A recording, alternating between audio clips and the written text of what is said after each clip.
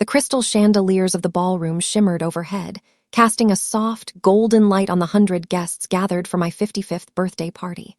My name is Arden Vance. I stood near the center of the room, holding a glass of champagne, smiling until my cheeks ached. I had planned this entire event myself. The catering, the floral arrangements, the live jazz band, because my husband, Boone, had forgotten the date until 3 days ago. Even now, he was late. I checked my watch, a knot of anxiety tightening in my stomach. Just as the band finished a set, the heavy oak doors swung open, and Boone strode in. He looked handsome in his bespoke tuxedo, his silver hair perfectly coiffed, radiating the charisma that had made him the face of our company, Arden & Co., but something was off. He wasn't looking at me with apology or affection. He was looking at the room like an audience he was about to conquer. Boone walked straight to the stage and tapped the microphone. The feedback whined, silencing the crowd. "Thank you all for coming," he boomed, his voice projecting easily. "Arden, happy birthday." He gestured vaguely in my direction but didn't make eye contact. "Tonight is about milestones, and I've realized that life is too short to be unhappy. I've spent 25 years building this brand, carrying the weight of this company, and I'm tired of compromising." My breath hitched. Building the brand. I was the one who stayed up until 4:00 a.m. drafting proposals. I was the one who designed the events. He was the one who shook hands and drank scotch with clients. "I'm reclaiming my happiness," he continued. He gestured to the bar where a young woman in a tight red dress was standing. "Everyone meet Cambria, she is my future." The room gasped. I froze, the champagne glass slipping from my numb fingers and shattering on the floor. Boone didn't flinch. He reached into his jacket pocket and pulled out a folded letter. He walked over to me, stepping over the broken glass, and handed it to me. "I'm taking the company, Arden," he whispered loud enough for the front row to hear. "It's only fair since I let you play boss for so long." The morning after the party felt like waking up in a pile of ashes. My eyes were swollen from crying, but a cold resolve was already forming in my chest. I dressed in my sharpest suit, ignoring the empty space in the closet where Boone's clothes used to be, and drove to the Arden & Co. headquarters. I needed to access the files. I needed to see the accounts. I parked in my reserved spot and walked to the glass doors, swiping my keycard. The light on the reader flashed red. Access denied. I tried again. Red. A burly security guard I didn't recognize stepped out from the lobby. "Ma'am, I can't let you in," he said, avoiding my gaze. "Mr. Boone's orders. He says you're suspended pending the restructuring." "Spended?" I laughed, a harsh, incredulous sound. "I own this company," the guard shrugged. "He has the paperwork, ma'am. He's the CEO." I turned around, my hands trembling with rage, and walked back to my car. I pulled out my phone and logged into our banking app. I needed to transfer cash to a separate account before he could touch it. I tapped on our joint savings, the emergency fund we had built over 2 decades, totaling nearly $300,000. The balance screen loaded. 0. My heart stopped. I checked the transaction history. A single transfer had been made at 4:30 p.m. the previous day, hours before the party. He had drained us dry. I checked my personal checking account. I had $400 to my name. He hadn't just left me, he had besieged me. 3 days later, I sat across a long mahogany conference table from Boone and a team of expensive lawyers. They looked like sharks in Italian suits. Boone sat in the middle, leaning back in his chair, a smug smile plastered on his face. Beside him sat Cambria, scrolling through her phone, occasionally whispering loudly about rebranding and how the company logo looked too vintage. I sat alone, except for a notepad and a pen. "Let's make this simple, Arden," Boone said, sliding a thick document across the table. "I want a clean break. I'm taking the house, the cars, and 100% equity in Arden & Co." "You want everything?" I asked, my voice steady despite the nausea rolling in my stomach. "I built that company from a kitchen table startup, Boone. You joined 5 years later to handle sales." Boone waved his hand dismissively. "I built the brand, Arden. I'm the face. You just did the decorations. Anyone can pick out flowers. Without me, there is no business." His lawyer chimed in. "Since Mr. Boone is the primary revenue generator and CEO, we believe this division is equitable. We are prepared to offer you a monthly alimony of $2,000 for 3 years if you sign over your equity today." It was an insult. It was a joke. But as I looked at Cambria showing Boone a listing for a $5 million mansion on her phone, I realized they weren't negotiating. They were looting. I retreated to my son Creed's apartment. Creed was 24, brilliant and loyal. He had worked as our operations director for 2 years and knew the business better than Boone ever would. "Mom, you can't sign that," Creed said, packing around his small living room. "He'll destroy the company in 6 months." I sat on his worn sofa, feeling every minute of my 55 years. "I don't have the money to fight him in court, Creed. He took the war chest." I buried my face in my hands. Then a memory sparked in the back of my mind. It was a meeting from 5 years ago in a stuffy bank office. "Creed," I said, looking up, "do you remember the expansion bond? 5 years ago, when we bought the historic Vanderbilt venue to be our flagship location, we took out a massive, high-risk loan of $4 million. It was a terrifying amount of debt, but the venue projected huge profits. Get me the original loan contracts," I ordered. Creed dug through his digital archives. We found the PDF. I scrolled past the interest rates and the payment schedules until I found page 42. The key person clause. It stated clearly, "Because the business model relies heavily on the reputation and creative output of Arden Vance, the bank reserves the right to call the full loan balance immediately due and payable if she ceases to be a primary owner or active operator." Boone had been at that meeting, but he had been too busy flirting with the loan officer to read the fine print. The next morning, I walked into the office of Thayer, a lawyer known in the city for his scorched earth tactics. He was a quiet man with eyes that missed nothing. I laid the contract on his desk and explained the situation. "Boone thinks he's winning," I said. "He thinks he's taking a gold mine, but without me, according to this contract, he's taking a grenade." Thayer read the clause. A slow smile spreading across his face. "This is actionable," he said. "If you leave, the bank calls the loan. Does Boone have $4 million in cash?" "No," I replied. "He spent our cash reserves on the divorce lawyers and his new girlfriend." Thayer nodded. "Here is the strategy. If we fight him for custody of the company, the bank freezes everything and the business dies anyway. But if we give him exactly what he wants, if we let him take full ownership, he inherits the liability." I looked at Thayer. "So I surrender." "You execute a strategic retreat," Thayer corrected. "We draft a settlement giving him the house, the cars, and the company. In exchange, you get a clean break, no non-compete clause, and you keep your small personal pension, which is protected by law. He will be so happy to win that he won't look at the details." "He implodes," I whispered.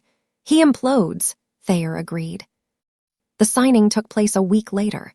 Boone walked in like he had already won the lottery. He barely glanced at the settlement agreement Thayer had drafted.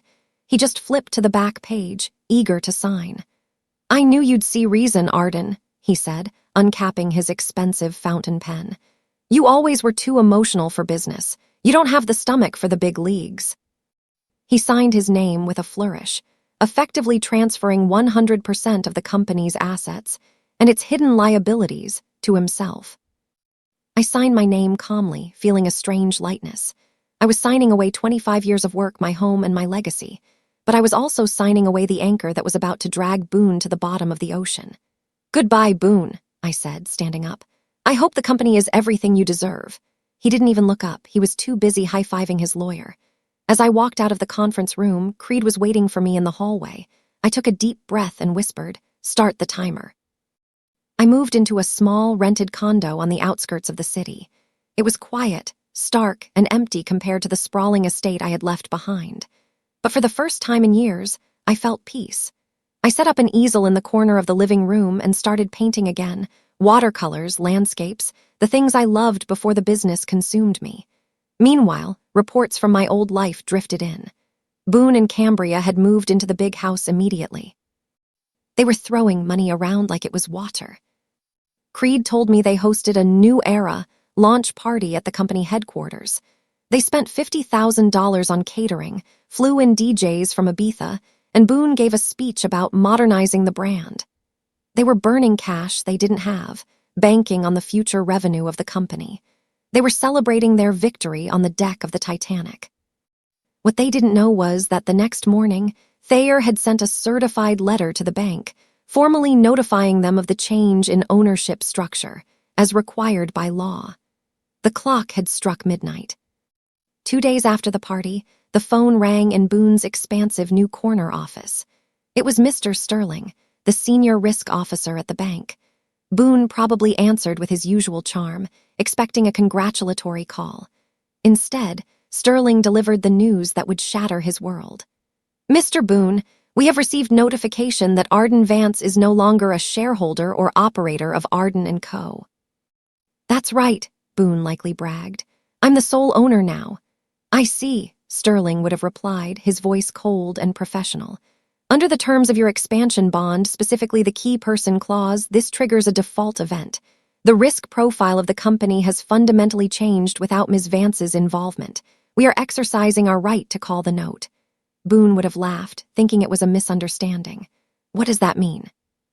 "It means, Mr. Boone, that the outstanding balance of $3.8 million is due in full within 60 days. If payment is not received, we will begin foreclosure proceedings on the venue and seizure of collateral." Boone reportedly dropped the phone.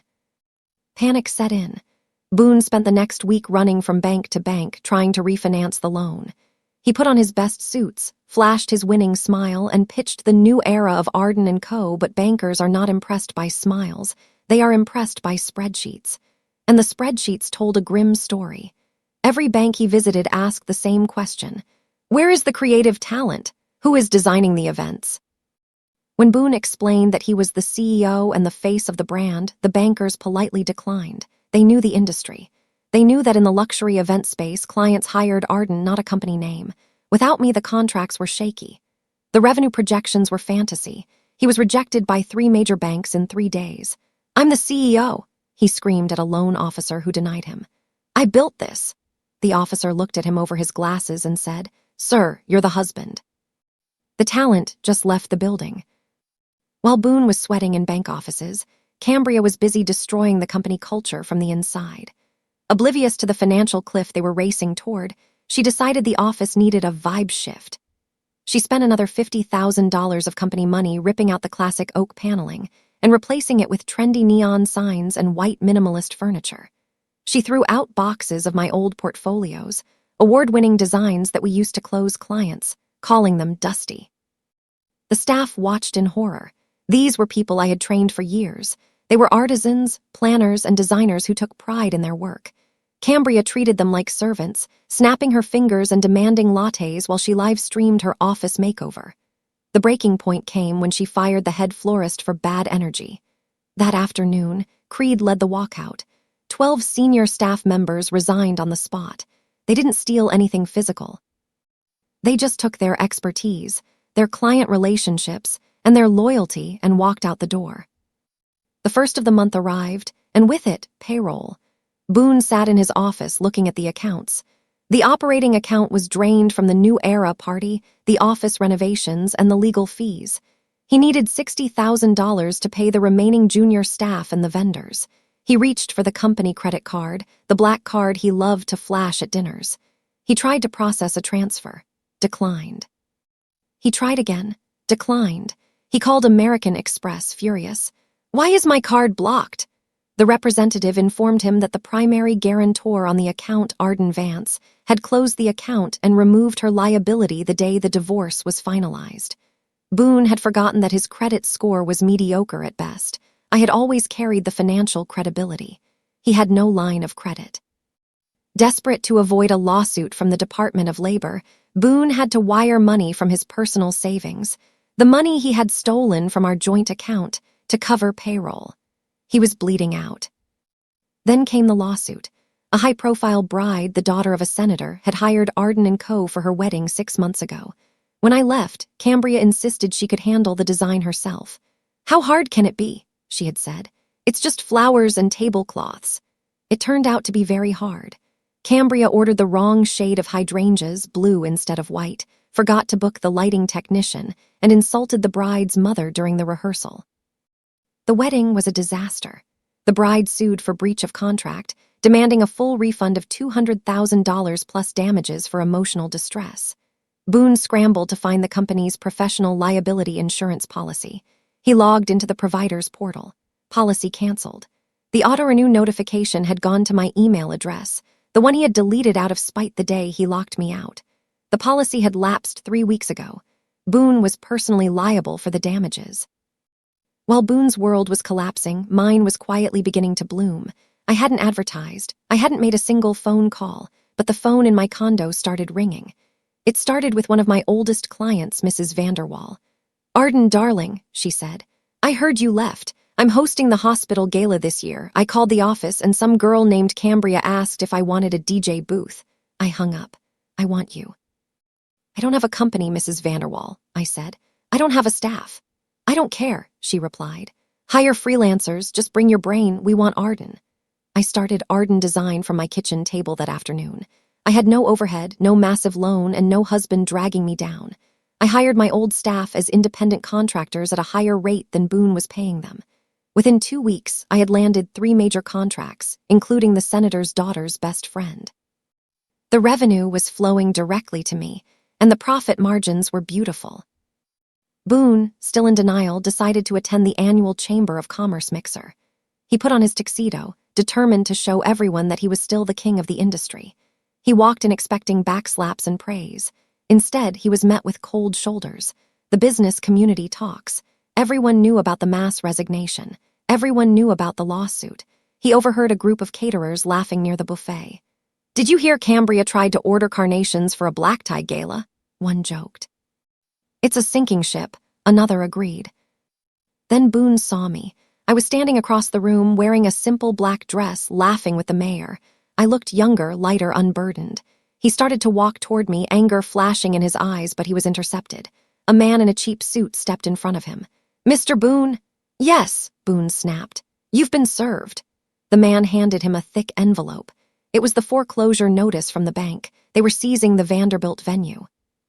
He stood there, holding the papers in the middle of the ballroom, as the room fell silent around him.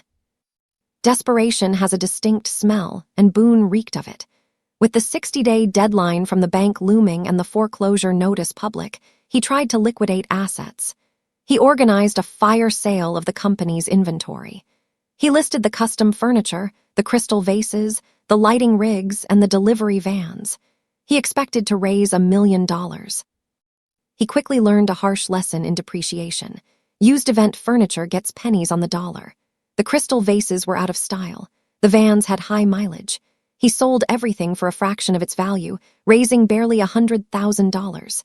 He realized then that the millions in assets he had fought so hard for in the divorce were intangible. They were goodwill and brand value. Both of those assets had walked out the door with me. He had fought for a shell, and now he was trying to sell the dust. The financial rot spread to his personal life. Boone couldn't pay the mortgage on the marital home, the mansion he had insisted on keeping. The mortgage payments were $10,000 a month, and he had no income. He sat Cambria down in the living room, surrounded by boxes of unsold inventory. "I need you to chip in," he told her. "You have savings, right? From your influencer deals." Cambria looked at him like he had grown a second head. "Chip in," she laughed. "Boone, I'm the muse, you're the provider, that was the deal, I'm not paying your mortgage." The illusion of their relationship shattered in that moment. She wasn't there for him, she was there for the lifestyle he promised. And that lifestyle was currently being repossessed. "You're stressed," she said dismissively, standing up. "You're ruining my vibe, I'm going out." 3 nights later, Boone came home to a dark house. He called out for Cambria. Silence. He walked into the living room and froze. The room was empty, not just empty of people, empty of things. The expensive art on the walls was gone. The Persian rugs were gone. He ran upstairs. The jewelry box he had filled with company funds was empty. Her closet was cleared out. On the kitchen counter, he found a note written on the back of an unpaid utility bill. "This isn't fun anymore. Prescott treats me better." Prescott was Boone's biggest competitor in the city. Cambria hadn't just left him, she had defected to the enemy. Boone slumped onto the floor of his empty, dark mansion. He was alone. He had no wife, no mistress, no staff, and no money. The silence of the house was deafening. Just when Boone thought he had hit rock bottom, the government arrived with a shovel. Because Boone had been so careless with his spending, mixing company funds with personal trips, jewelry for Cambria, and the Porsche lease, his tax returns were flagged. The IRS launched an audit. They went through his books with a fine-tooth comb. They disallowed hundreds of thousands of dollars in business deductions that were clearly personal. They reclassified the shareholder loans he had taken as income. The bill came in. Boone owed $200,000 in back taxes and penalties. And because he had signed the tax returns as the sole owner, the liability was entirely his. He called Thayer, my lawyer, begging for a meeting, hopping to blame me for bad accounting during our marriage. Thayer's receptionist politely informed him that Mr. Thayer does not represent adverse parties. One rainy Tuesday evening, my buzzer rang. I checked the monitor. It was Boone. I hesitated, then pressed the button to let him up. He stood in my doorway looking like a ghost of the man he used to be. His suit was wrinkled, he hadn't shaved, and he smelled of cheap whiskey. "Arden," he rasped. "Can I come in?" I didn't step back. "What do you want, Boone?" He looked at me with pleading eyes. "We can fix this," he said, his voice cracking. "I made a mistake, Cambria, she was nothing. We were a team, Arden, we built an empire. Come back, I'll give you 51%. We can save the venue, we can be partners again." He reached for my hand, I pulled back. "You don't get it," I said softly. "I built it once, Boone, I'm building it again. I don't need the scraps you ruined. And I certainly don't need a partner who steals from me." I closed the door in his face. I heard him sobbing in the hallway, but I didn't unlock the lock. The deadline passed. The bank made its move. They foreclosed on the Vanderbilt venue. The locks were changed, and seized by lender signs were plastered on the beautiful glass doors. But the bank wasn't done. Because Boone had signed a personal guarantee to try and save the business in a last-ditch effort during Chapter 11 reorganization, they came for his personal assets too. They seized the marital home. Boone was evicted. The local news ran a segment on the collapse of Arden & Co., featuring shots of the foreclosure signs and interviews with unpaid vendors. Boone's reputation was destroyed. He was known not as the charming CEO, but as the man who took a thriving legacy and drove it into the ground in less than 6 months. A month later, the bank held a public auction to liquidate the remaining assets of Arden & Co. The crown jewel was the intellectual property, the trademark, the client database, and the warehouse lease. I attended the auction with Thayer. The room was mostly empty. No one wanted to touch a toxic brand. When the auctioneer opened bidding for the IP and the warehouse contents, I raised my paddle. I bid $20,000, silence. Going once, going twice, sold to bidder number 42. I bought back my own company, my own client list, and my own brand history for pennies on the dollar. I signed the paperwork with a smile. The next day, I filed paperwork to rename the holding company. It was no longer Arden & Co., it was simply ARDEN. I stood in the center of the warehouse the next day. It was dusty, but it was mine. I made a few calls. Within 24 hours, Creed and the rest of the original staff were back. They walked in, looking around with wide eyes, smiling. It felt like a family reunion. We started cleaning, organizing, and planning. The toxic energy that Boone and Cambria had brought into the space was gone, swept away with the dust. While cleaning out the executive office, Creed found Boone's custom gold nameplate. Boone, CEO, in a trash can where the bank cleaners had tossed it. He picked it up and looked at me. "Should we keep this for posterity?" I looked at the flashy, tacky object. "Recycle it," I said. "We don't need false gold here." Boone's fall was complete. He moved into a small, rented room above a garage in a rundown part of town. He got a job at a used car dealership, selling mid-range sedans. It was honest work, but to a man like Boone, it was a daily humiliation. He was bitter. He spent his lunch breaks complaining to anyone who would listen about how his ex-wife tricked him, how the lawyers screwed him, how the economy ruined his business. He took zero responsibility. One day, while waiting for a customer in the dealership lobby, he saw a magazine on the coffee table, City Business Weekly. The cover featured a photo of me standing in front of the renovated venue. The headline read, "The Phoenix Rises, Arden Vance named Businesswoman of the Year." He stared at the photo, his face turning red, before throwing the magazine into the recycling bin. 6 months later, I was at a downtown restaurant celebrating the successful reopening of the venue. I was with Garrick, a distinguished architect I had met through work. He was kind, intelligent, and valued me for my mind. As we waited for the valet to bring Garrick's car, I saw a man in a dealership uniform arguing with the parking attendant. It was Boone. He was trying to network, handing out business cards for discount financing. He turned and saw me. He froze. He looked at my designer dress, at Garrick's protective hand on my back, at the peace in my eyes. He straightened up, expecting me to say something cruel, to gloat. I didn't. I just gave him a polite, distant nod, the kind you give a stranger you pass on the street. I turned back to Garrick and continued our conversation. As we drove away, I didn't look back. Boone realized in that moment that he didn't even matter enough to be hated anymore. He was just a footnote in my story. The story ends on the balcony of the Vanderbilt venue. It was a perfect spring evening. Below me, a wedding reception was in full swing, the senator's daughter's best friend. The music drifted up, sweet and joyful. I held a glass of champagne, not to numb myself like at my birthday party, but to toast the moment. I was debt-free. I was the sole owner of a thriving business. I was surrounded by people who respected me. Creed walked out onto the balcony and stood beside me. "We did it, Mom," he said, looking down at the party. "It's better than it was before." "It is," I agreed. I thought about Boone, about the fair split he had demanded. He wanted the title, the image, and the ego. He got them along with the debt that came attached. I wanted the work, the freedom, and the peace. I got them. He wanted a fair split, I whispered to the night air, taking a sip of champagne. I think that's exactly what he got.